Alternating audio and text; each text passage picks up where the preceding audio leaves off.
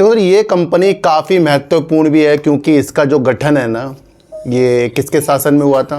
श्री अटल बिहारी वाजपेयी जो पूर्व प्रधानमंत्री थे, वंदे भारत ट्रेन बनाने के लिए भी समझौते किए हुए हैं। दूसरी एक बहुत बड़ी न्यूज़ निकल कर आ रही है, इस न्यूज़ को आपको समझना है।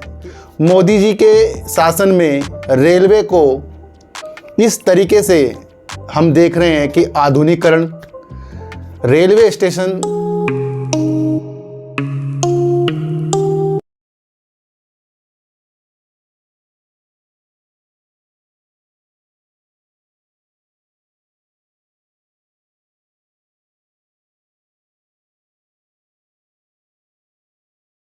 मैं स्वागत करता हूं आपका अपने ही चैनल पर जिसका नाम है सार्थक बाजार से। आज बात करेंगे आरबीएनएल की यानी कि रेल विकास निगम के बारे में। देखो ये कंपनी काफ़ी महत्वपूर्ण भी है क्योंकि इसका जो गठन है ना, ये किसके शासन में हुआ था? श्री अटल बिहारी वाजपेयी जो पूर्व प्रधानमंत्री थे और बीजेपी से ही वो संबंध रखते थे। तो जब इसकी मैंने आज से 3 साल पहले वीडियो बनाई थी तो मैंने ये ज़रूर कहा था आपको उस वक्त कि ये जो कंपनी है अपने काम के प्रति और एक श्रद्धांजलि जो है अटल बिहारी वाजपेयी जी की द्वारा जो ये गठन हुई थी उसके द्वारा ये कुछ अच्छा वर्क और अपनी नीतियों के साथ अच्छा वर्क करेगी। तो यकीनन इस कंपनी ने अच्छा वर्क करके ही दिखाया है। दूसरा, रेलवे के अंदर दोहरीकरण, ब्रिज, अलग अलग नीतियाँ, मेट्रो के अंदर और अलग अलग तरीके से आरबीएनएल जो है रेलवे के विकास के लिए, नाम ही रेलवे विकास है, कार्य करती है।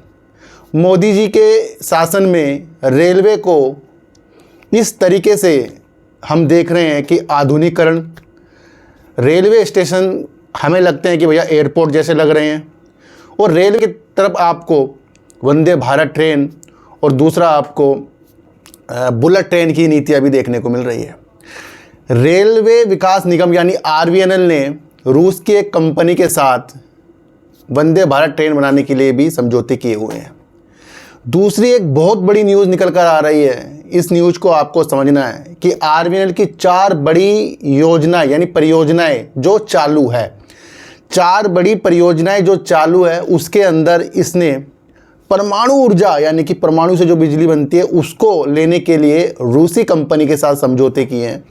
और ये जो परियोजना जो इसकी चल रही है, जिसके अंदर से एक ऋषिकेश और कर्णप्रयाग भी है, उसके अंदर भी ये परमाणु ऊर्जा की स्थितियों को देख रही है। तो इम्पोर्टेंट ये न्यूज़ है और सारी विस्तार की चीज़ें आरबीएनएल के द्वारा हम समझेंगे। फिर कह रहा हूँ, शेयर प्राइस ऊपर नीचे की नीतियाँ नहीं समझेंगे, कंपनी क्या वर्क करती है, किस तरह से चीज़ें हासिल कर रही है, उसकी चीज़ों को आज हम समझेंगे।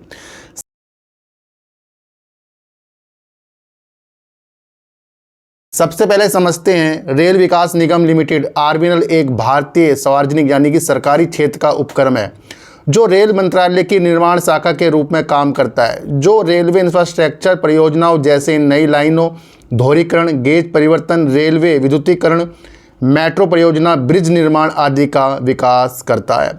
अगर हम एक चीज़ों को और समझें, अभी मैंने आपको बताया ना कि आरबीएनएल जो है जिसका गठन भारत के तत्कालीन प्रधानमंत्री अटल बिहारी वाजपेयी के शासनकाल में हुआ था। इसे 24 जनवरी 2003 को शामिल किया गया था। इससे पहले 26 दिसंबर 2002 को वाजपेयी सरकार ने इसे औपचारिक रूप से लॉन्च किया था। आरबीएनएल को रेलवे क्षेत्र में बुनियादी ढांचे के विकास परियोजना को लागू करने के उद्देश्य से स्थापित किया गया था। ये कंपनी रेलवे मंत्रालय द्वारा सौंपे गए विभिन्न प्रकार के रेल बुनियादी ढांचे परियोजनाओं जैसे कि दोहरीकरण, गेज परिवर्तन, नई लाइनें, रेलवे विद्युतीकरण, प्रमुख पुल और कार्यशालाएं उत्पाद समझौतों के अनुसार रेलवे के साथ माल ढुलाई राजस्व साझा करने में व्यवसाय में लगी हुई है। तो रेलवे के अंदर जिस तरीके से ये अपनी इंफ्रास्ट्रक्चर का वर्क कर रही है, दोहरीकरण कर रही है और अब परमाणु ऊर्जा के लिए भी वर्क करेगी, तो ये एक इम्पोर्टेंट चीज़ हमारे लिए हो जाती है समझना। रेल विकास निगम अपने हिसाब से भी अपनी चीज़ों के वित्तीय पोषित करती है और इसको आईआरएफसी भी लोन देती है, ये भी आप समझ कर चलना। दूसरी चीज़ों को अगर हम समझें तो रेल विकास निगम ने वंदे भारत ट्रेनों के निर्माण और रखरखाव में शामिल है, ये भी आप समझ कर चलना, जिसके अंदर आरबीएनएल रूस की कंपनी टीएमएच के साथ मिलकर 200 वंदे भारत स्लीपर ट्रेनों के निर्माण के लिए सबसे कम बोली लगाने वाला था। लगाने वाला एक बोलीदाता बना। इसके अतिरिक्त आरबीएनएल टीएमएच के साथ मिलकर लातूर में एक रेल कोच फैक्ट्री में 1920 वंदे भारत स्लीपर कोच का निर्माण भी कर रहा है। जब ये न्यूज़ निकल कर आई थी कि ये वंदे भारत ट्रेन के लिए चीज़ों के साथ कर रहा है, तो साथ साथ इसके शेयरों के अंदर भी तेज़ी आई थी। काफ़ी सालों से ये शेयर 35-36 रुपये में ही घूम रहा था, ये आप सबको पता है। और बहुत जल्दी इस शेयर ने बुलंदी भी दिखाई और काफ़ी अच्छे इसे प्रोजेक्ट भी मिले हैं और अच्छी कंपनी काम भी कर रही है। दूसरी तरफ अगर हम चीज़ों को समझें तो आरबीएनएल के विस्तार योजना क्या क्या है। रेलवे के बुनियादी ढांचों का विकास करना, मेट्रो परिचालन में भागीदारी और वैश्विक स्तर पर रेलवे विकास निगम आरबीएनएल की विस्तार योजना में रेलवे के बुनियादी ढांचों का विकास, मेट्रो परिचालन में भागीदारी और वैश्विक स्तर पर परियोजनाओं में विस्तार शामिल है। आरबीएनएल का लक्ष्य विदेशी परियोजना में अपने ऑर्डर बुक का 50% तक बढ़ाना है, जिसमें ट्रांसमिशन लाइन, सौर परियोजना और राजमार्ग जैसे गैर रेलवे क्षेत्र भी शामिल हैं। तो कंपनी अपनी ऑर्डर बुक में 50% तक विदेशी परियोजना को भी हासिल करने की चीज़ों के साथ आगे बढ़ रही है। अब मैं जो आपको एक चीज़ बताने वाला हूं, जहां पर ऋषिकेश कर्णप्रयाग जो रेल परियोजना है, उसके अंदर ये न्यूज़ तो पुरानी है लेकिन चीज़ों को समझेंगे क्योंकि इससे मिलती जुलती एक न्यूज़ आई है। उत्तराखंड में ऋषिकेश कर्णप्रयाग रेल परियोजना तेज़ी से आगे बढ़ रही है। इससे राज्य को कनेक्टिविटी में एक बड़े बदलाव की उम्मीद है। ये रेल मार्ग कुल 125.20 किलोमीटर लंबा है और इसका लगभग 83% हिस्सा सुरंगों से होकर गुजरेगा। देखो सर, ये जो परियोजना इतनी भी महत्वपूर्ण है क्योंकि ये तो एक धाम की योजना है। दूसरा, इसके अंदर अगर 83% हिस्सा सुरंगों का होगा तो इसके अंदर पर्यटकों की दिलचस्पी भी ज़्यादा बढ़ जाएगी।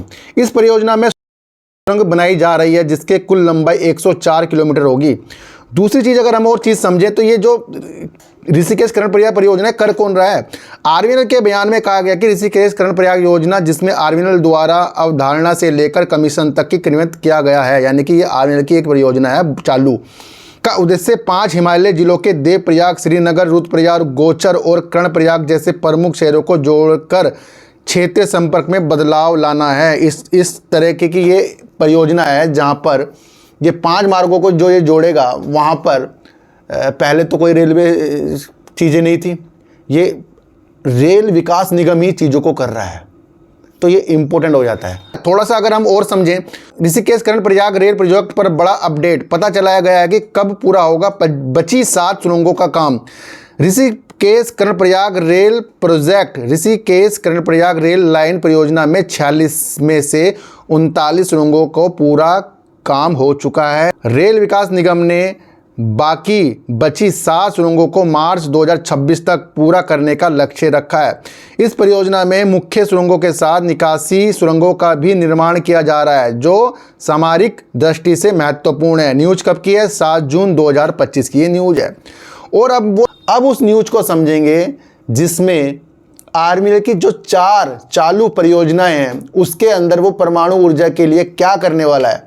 इंपॉर्टेंट न्यूज़ है। देखो सर, सरकार ने जिस तरीके से जोर दिया है कि परमाणु ऊर्जा के ऊपर वर्क होना है, वहाँ छोटी कंपनी हो, बड़ी कंपनी हो, किसी भी तरीके से उस क्षेत्र को लाभ देने के लिए सरकार भी इस चीज़ के लिए आगे बढ़ रही है।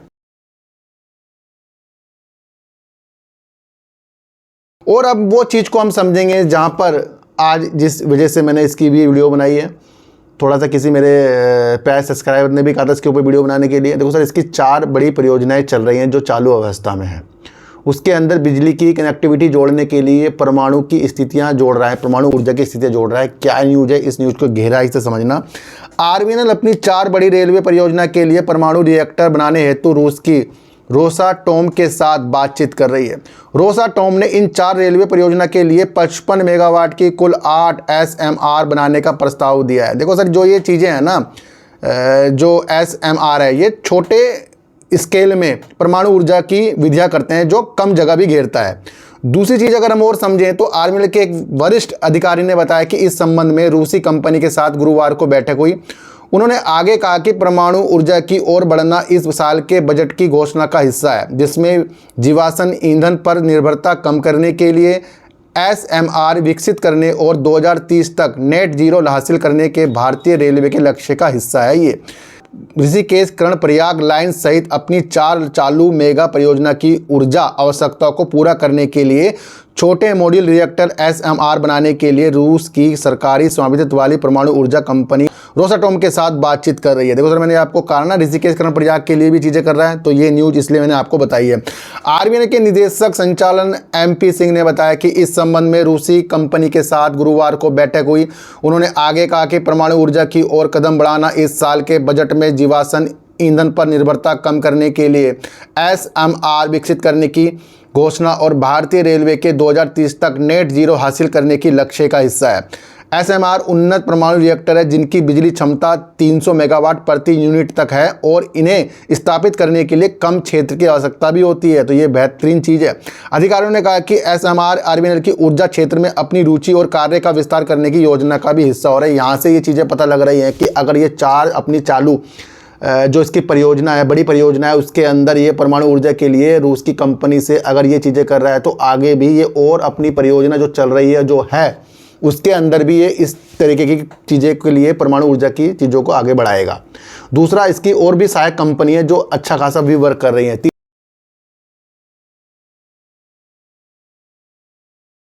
अगर हम इसकी मार्केट कैप देखें 84,860 करोड़ का है, करंट प्राइस 407 का है, हाई अगर देखें 647 का है, लो अगर देखें 295 का है। और अगर हम चीज़ों को और समझें तो मार्च 2024 में कंपनी ने 6,714 करोड़ की सेल कर दी थी और दूसरा 478 करोड़ का कंपनी ने प्रॉफिट कर दिया था। अगर हमें देखने को मिल रहा है मार्च 2025 में कंपनी ने अपनी सेल को कम कर दिया जो 6,427 करोड़ का है और प्रॉफिट भी कंपनी ने कम किया जो 459 करोड़ का है। लेकिन अगर हम जून, सितंबर, दिसंबर देखें तो कंपनी ने यहाँ पर उससे ज़्यादा सेल मार्च 2025 में की है और प्रॉफिट भी ज़्यादा किया है। और अगर हम कंपनी के पास रिजर्व देखें तो 7,486 करोड़ का है, उधार देखें 5,419 करोड़ का है। कैश फ्लो भी कंपनी का मार्च 2025 का बेस्ट है क्योंकि कंपनी अपने ऑपरेटिंग एक्टिविटी से जोड़ रही है, दूसरा इन्वेस्टिंग एक्टिविटी में भी जुड़ी हुई है और अपने कर्ज को भी कंपनी उतार रही है। प्रमोटर की अगर हम बात करें तो 72.84% है, एफआईज कंपनी के अंदर 5.07% है, डीआईज कंपनी के अंदर 6.21% है, गवर्नमेंट कंपनी के अंदर 0.01% है और अगर हम पब्लिक देखें तो कंपनी के अंदर 15.87% की पब्लिक है। तो भैया ये रूपरेखा आज मैंने आपको आरबीएल के बारे में बताई। ये जो चीज़ें हम पुरानी नई जो चीज़ें देखते हैं इससे हमें किसी चीज़ को समझने के लिए बेहतर स्थितियां हमारे सामने आ जाती हैं।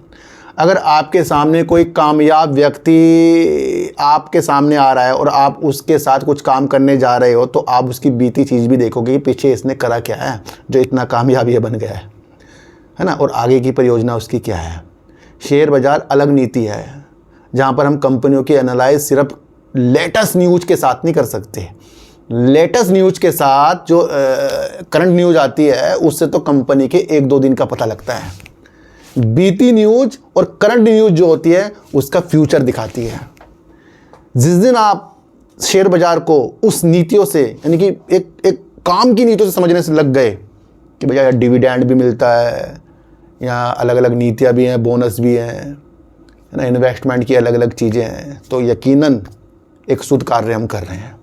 आज की वीडियो आपको कैसी लगी एक बार मुझे ज़रूर बताना। किसी को भी खरीदने बेचने की नीतियाँ मेरे चैनल पर बिल्कुल भी नहीं है और मेरा कोई व्हाट्सएप ग्रुप, टेलीग्राम बिल्कुल भी नहीं है, नहीं आज तक मैंने बनाया।